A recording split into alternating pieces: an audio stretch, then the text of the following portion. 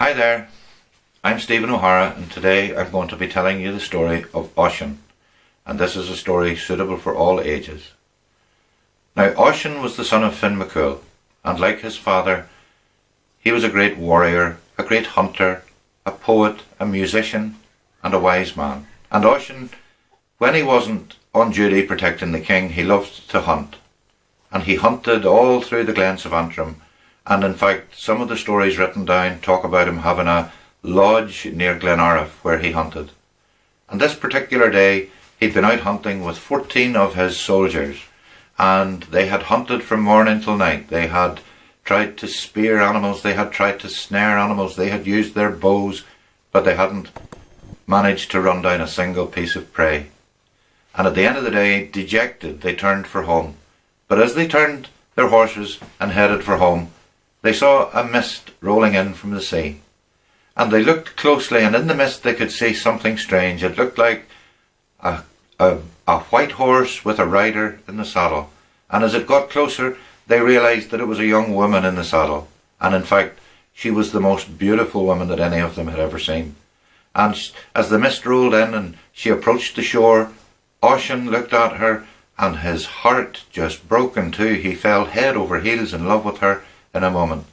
And as she reached the shore, she approached the men, and Ossian approached her, and he said, "What is your name, you vision of beauty?"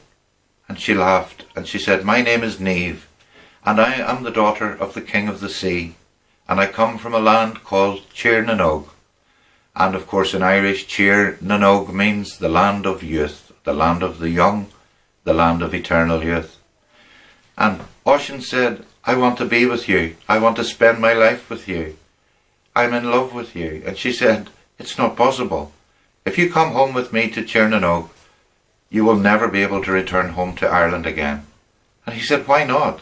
And she said, "Because in Tir nOg time passes differently than it does in Ireland.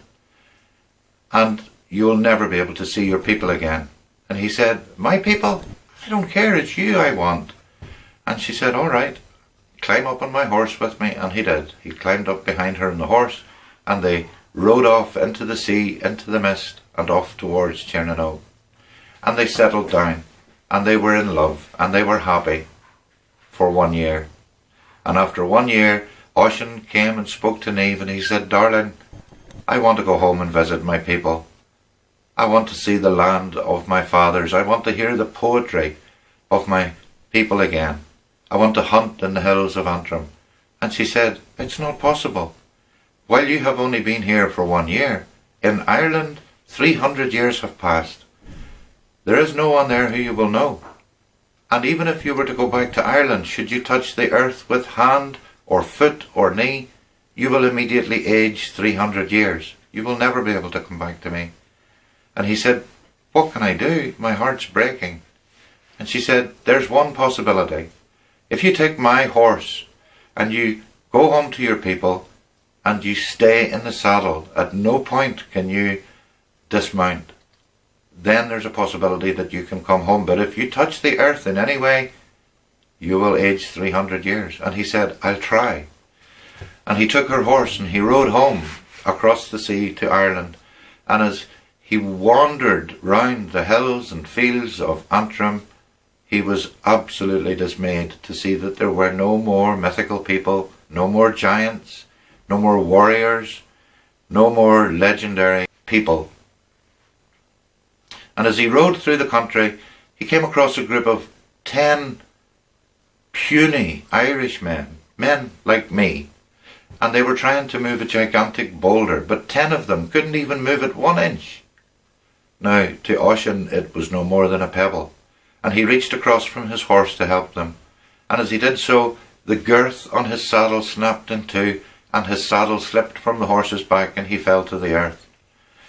He immediately aged 300 years in front of the eyes of the 10 men. Now they had listened well at their mother's knee to the stories, and they knew who they were looking at, and they knew that this was the great and heroic Ossian. And they embraced him, and they held him, and he passed away in their arms. Now they hoisted him onto their shoulders, and they carried him like a king, and they buried him. and they buried him near Cushendall. Just a little bit up the Glenanne road there is a Neolithic passage tomb, and it is reputed to be the burial place of Ossian. So there you are, a love story from the mists of ancient history.